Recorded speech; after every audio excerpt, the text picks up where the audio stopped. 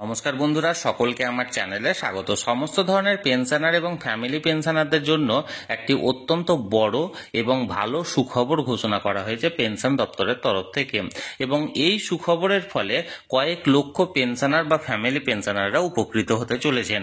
কি সেই সুখবর, সুখবরে কতটা উপকৃত হতে চলেছেন পেনশনার বা ফ্যামিলি পেনশনাররা, সকল কিছুই আজকের ভিডিওতে বিস্তারিতভাবে আলোচনা করব।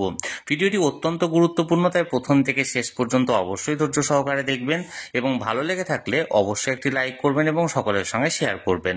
আর সেই সাথে এই চ্যানেলে যদি প্রথমবার হয়ে থাকেন এই রকমের ইনফরমেটিভ ভিডিও আরও দেখার জন্য যারা এখনো পর্যন্ত এই চ্যানেলটিকে সাবস্ক্রাইব করেননি তারা অবশ্যই চ্যানেলটিকে সাবস্ক্রাইব করে নিতে ভুলবেন না। তাহলে চলুন আমরা বিস্তারিত জেনে নিই। দেখুন, এটি একটি নামী সংবাদপত্রের প্রতিবেদনের অংশ। এখানে হেডলাইন্স দেওয়া হয়েছে পেনশন অবসরের পরের মাসেই পরের দিন বকেয়া, এবং মূল প্রতিবেদনে কি বলা হয়েছে চলুন আমরা এক নজরে দেখে নিই।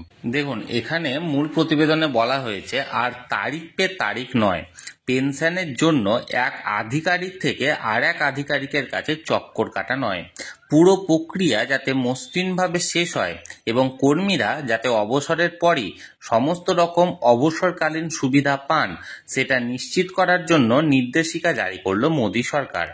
এবার পেনশনভোগীদের যাবতীয় সমস্যা এবং প্রশ্নের সমাধান করার জন্য পেনশন বন্ধু নামের আলাদা আধিকারিক নিয়োগ করা হবে।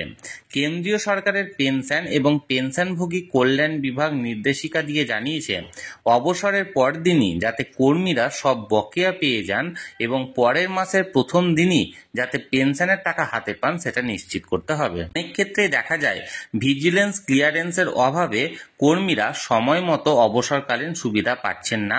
সেই সমস্যা মেটাতে নয়া নির্দেশিকা। এতে বলা হয়েছে কর্মীদের অবসরের পর বকেয়া নিয়ে যদি কোনো সমস্যা থাকে সেটা মেটানোর জন্য এক অফিসারকে দায়িত্ব দেওয়া হবে।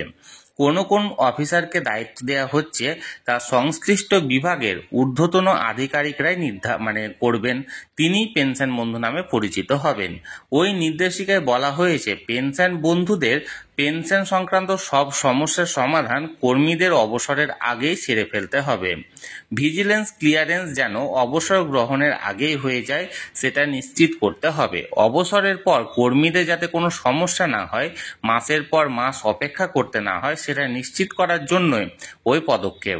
আন্তমন্ত্রক সমন্বয়ের মাধ্যমে এই নির্দেশিকা কার্যকর করা হবে বলে জানানো হয়েছে।